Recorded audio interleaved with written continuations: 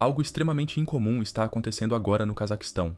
Enquanto o olhar do mundo está quase exclusivamente voltado para as linhas de frente na Ucrânia, nas sombras dessa guerra, outra placa tectônica da geopolítica mundial quase tão impactante está se movendo, bem no centro da Ásia Central. Um país antes visto como parceiro seguro e confiável de Moscou começou aos poucos a se afastar da influência russa. Até recentemente isso era quase inimaginável.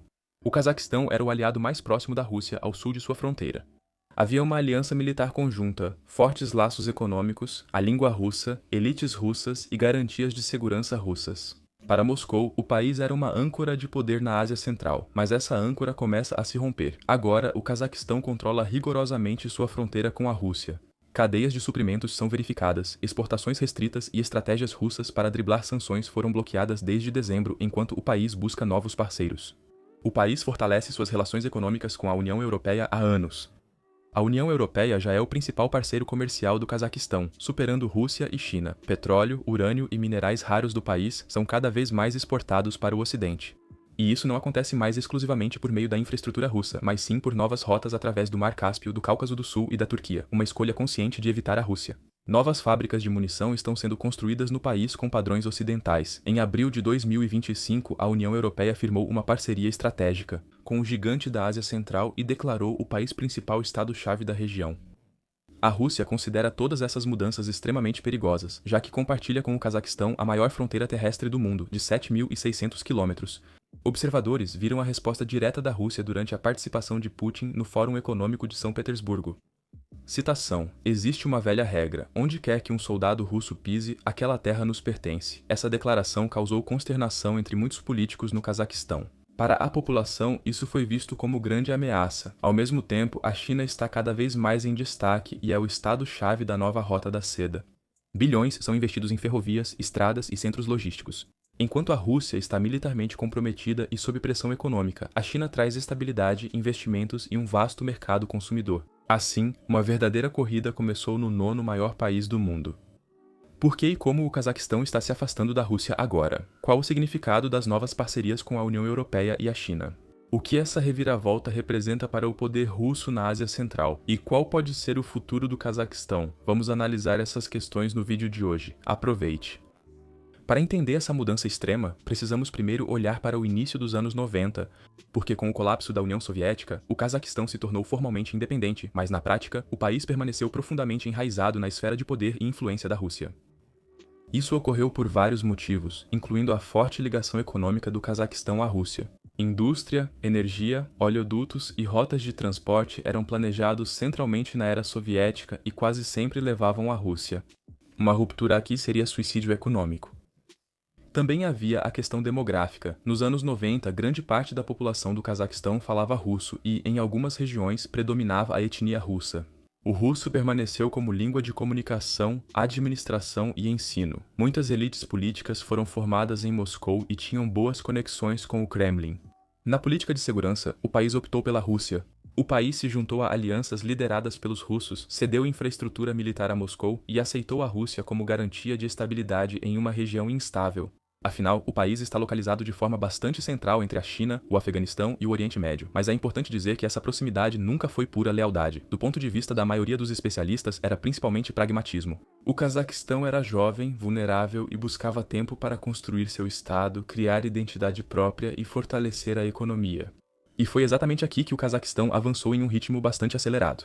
Hoje não é mais um estado em transição pós-socialista, mas sim um ator consolidado com interesses próprios e grande potencial econômico e político.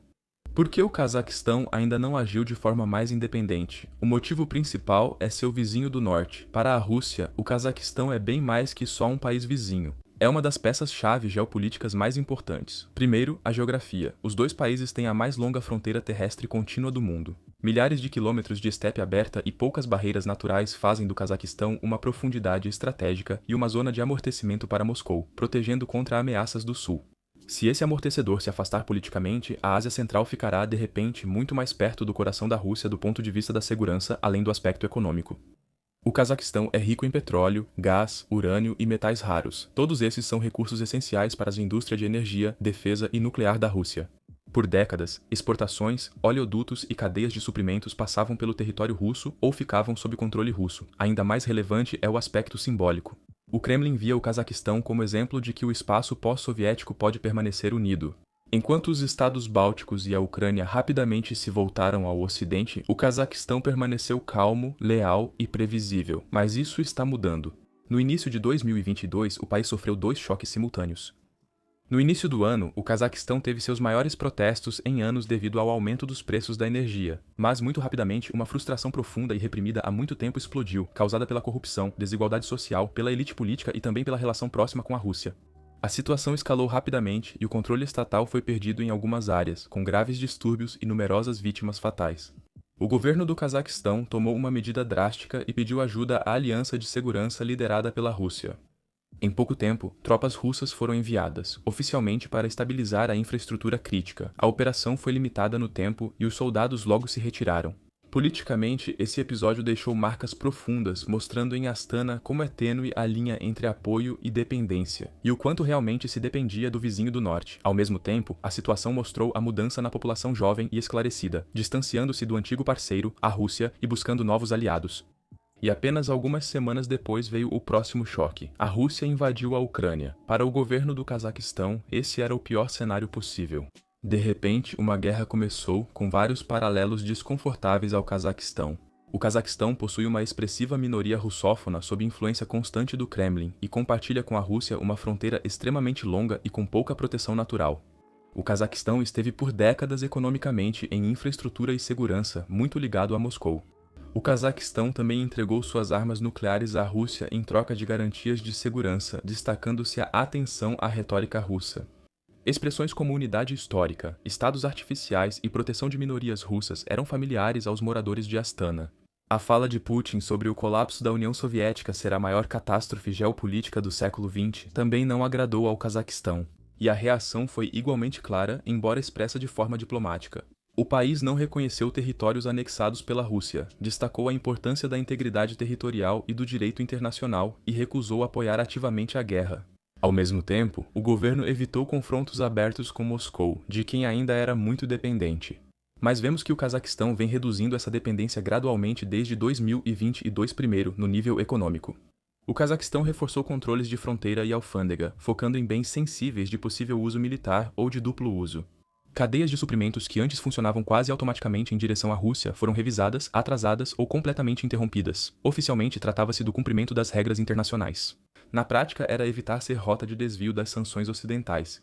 Embora tenha funcionado só parcialmente, o Cazaquistão retirou da economia de guerra da Rússia um acesso indireto a tecnologias e peças de reposição. Enquanto isso, dezenas de milhares de russos qualificados emigravam para o vizinho e o país passou a diversificar seus vínculos econômicos. As exportações de energia, que durante décadas foram feitas quase exclusivamente por meio da infraestrutura russa, passaram a ser cada vez mais diversificadas. Novas rotas de trânsito surgiram pelo Mar Cáspio, pelo sul do Cáucaso e pela Turquia. A União Europeia acabou se tornando o principal parceiro comercial, superando até mesmo a Rússia, e foi com ela que ocorreu o acordo histórico em abril de 2025, sendo que a cooperação deve ser intensificada não apenas nos âmbitos econômico e político, mas também no militar.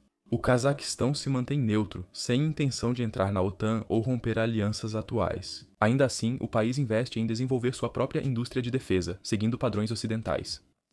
Projetos de munição e armamentos agora seguem padrões internacionais, não mais russos.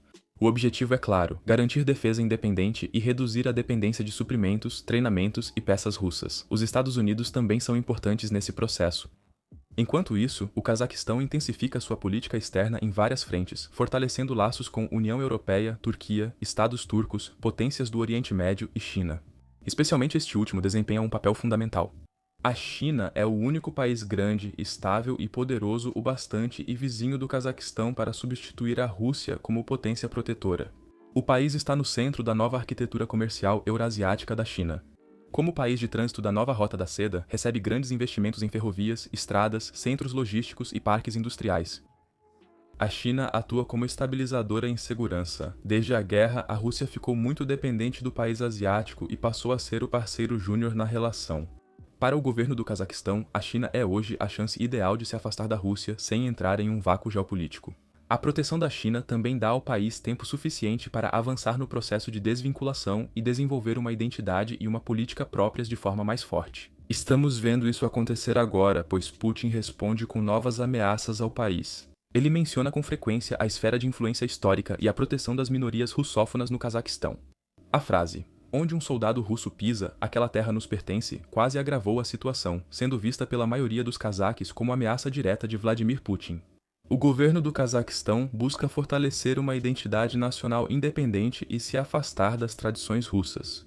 Isso ocorre principalmente na língua e promoção do cazaque, além da política educacional e da sociedade em geral. O país, porém, enfrenta riscos de depender demais da China, o que explica a atual ambiguidade estratégica.